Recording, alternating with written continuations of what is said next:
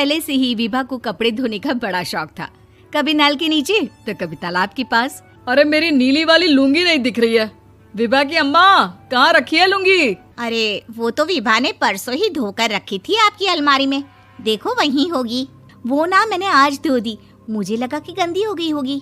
अरे कैसे गंदी हो गई थी? उसे तो मैंने पहना भी नहीं। हे भगवान, इस लड़की के कपड़े धोने की आदत से परेशान हो गया हूँ मैं। जितना तो घर में राशन नहीं आता, उससे कहीं ज्यादा डिटर्जेंट पाउडर का खर्चा है। इसकी शादी करवा दो, शादी। जाए अपने घर में ही करे काम, फिर चाहे घर के कपड़े धोने हो या पूरे गांव के। हाँ ठीक बोल रही हो, देखता हूँ मैं कोई लड़का। वो दिन भी आ जाता है जब विभा को देखने लड़के वाले आ जाते हैं। लड़की मुझे अच्छी लगी, हमें तो रिश्ता बहुत पसंद है। और ऐसे जुड़ जाता है रिश्ता कपड़े धोने का शौक रखने वाली विभा का। उसकी शादी हो जाती है कोयला फैक्ट्री में काम करने वाले कल्लू के साथ। शादी के बाद अचानक विभा चिल्लाती हुई सास के पास आती है। सासू माँ, अरे सासू माँ कहाँ है आप? ये तो धोखा है, धोखा दिया आप लोगों ने मुझे।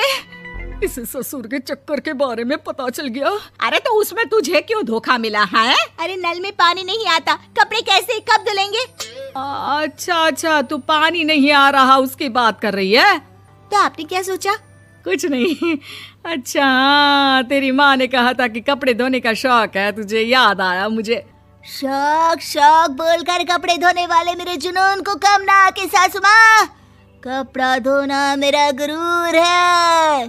तभी पति भी वहाँ आ जाता है। अभी मैंने इसे सनी देओल की फिल्म दिखाई है, उसी के डायलॉग मार रही है माँ। अच्छा सुन, साफ साफ बता रही हूँ, पानी सुबह 4 से 6 और शाम को 10 से 12 आता है, समझी? अब क्या था, विभा सुबह 4 से लेकर रात के 12 बजे तक कपड़े ही धोती रहती। एक रोज सास पड़ोस से निकलकर कहीं जा रही होती है कि साथ वाली कहती है, हाँ कल्लू की माँ, जरा ये बताओ कि 2 साड़ी है, 2 ब्लाउज और एक पेटीकोट और एक नाड़े वाला लंबा कच्छा।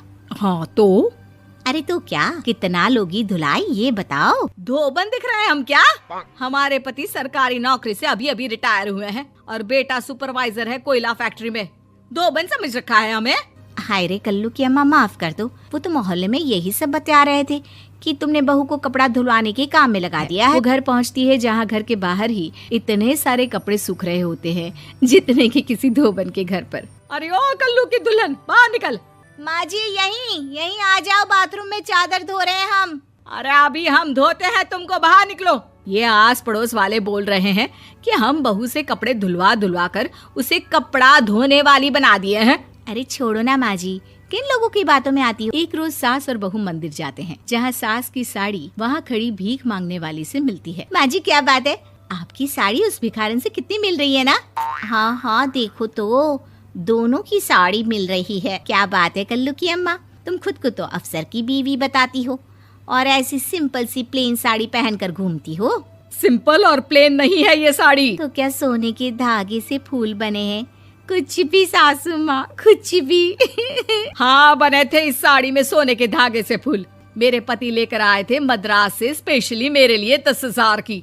ताहे भाई साहब इस भिखारन के लिए भी सेम टू सेम साड़ी लेकर आए होंगे 10,000 की। सास उस वक्त तो कुछ नहीं कहती, लेकिन बहू के साथ घर आती है और अलमारी से एल्बम निकाल कर लाती है। ये साड़ी देख रही है, ये वही साड़ी है जिसे मैंने अभी पहना था। इस साड़ी में ये जो चमकदार फूल दिख रहे हैं ना, ये सोने के धागों से काटे गए हैं। लेकिन तू लोकल वॉशिंग मशीन ब्रश से घिस घिस कर सारे फूलों को निकाल कर साड़ी प्लेन कर दी। मुझे माफ कर दीजिए सासू माँ। और तो और, जब मैंने तुझे तेरी गलती के लिए कुछ नहीं कहा, लेकिन तूने तो सबके सामने मेरा मजाक ही बना दिया। क्यों? बहू को समझ में आ जाता है कि अब से उसका कपड़े धोना बंद।